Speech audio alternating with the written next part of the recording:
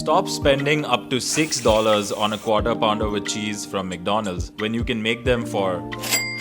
It's healthier and it tastes so much better since you made it. Get a big handful of 80-20 ground beef, season with a teaspoon of salt, pepper and MSG. Mix it up and form patty shapes. Get your pan on medium heat. Once it's hot, drizzle half a tablespoon of neutral oil like avocado oil and put the patty in. If you don't hear this sizzle sound, then you know the pan is not hot enough. Once it comes off the pan easily in around 3 to 4 minutes, that's when you know it's time to flip it. Put a slice of American cheese on top. After another 3 to 4 minutes and once the cheese melts, take it off the pan. For some reason, sesame buns are unnecessarily expensive, so I just used plain burger buns. Add a tiny bit of butter on both sides of the bun. Place them in the same pan for a few minutes till it's golden brown. Get a white onion, cut it in half, cut both the ends off, peel it and thinly slice it as shown. On the top bun, add a tiny bit of ketchup and mustard and a small handful of the onions.